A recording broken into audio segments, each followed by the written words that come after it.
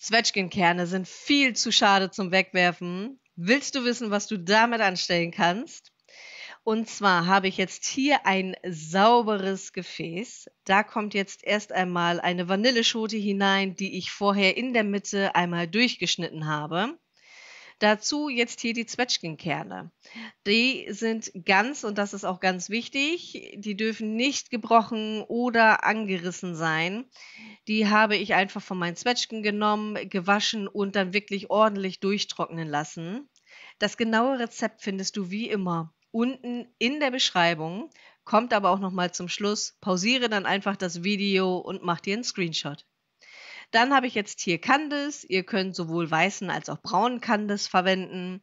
Und als letzte Zutat hier jetzt noch ein bisschen Alkohol. Ihr könnt zum Beispiel Korn oder Wodka nehmen. Und wichtig ist hierbei, dass er mindestens 40% hat. Er darf auch gerne mehr haben. Und den gebt ihr jetzt mit hinzu. Und zwar so, dass die Zutaten schön bedeckt sind. So, ja, genau so wollen wir das haben. Und jetzt heißt es ein bisschen warten. Und zwar, um genauer zu sein, braucht er jetzt 12 Wochen Reifezeit, wo ihr ihn kühl und dunkel lagert.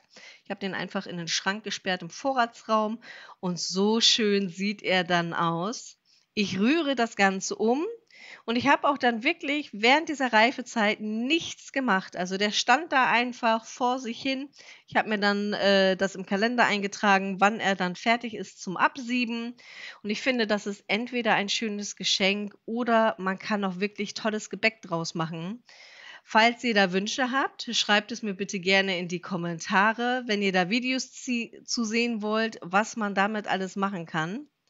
Ich siebe das Ganze ab und zwar so, dass die Vanille noch mit zu sehen ist. Ihr könntet es auch durch ein Mulltuch geben. Aber das Leben von den Zwetschgenkörnern ist hier noch nicht zu Ende.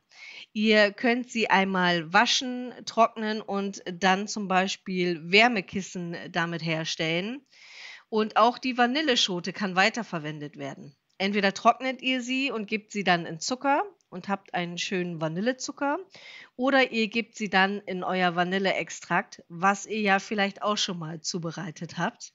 Also viele leckere Sachen, die man für sich selber oder auch für andere machen kann. Und ihr seht, es ist wirklich super einfach. Normalerweise hätte ich das jetzt in ein höheres Gefäß gegeben. Das hatte ich aber gerade nicht zur Verfügung. Für das andere hatte ich auch schon wieder Verwendung, also kommt das jetzt eben in ein Tulpenglas und ist gefühlt ewig durch den Alkohol haltbar.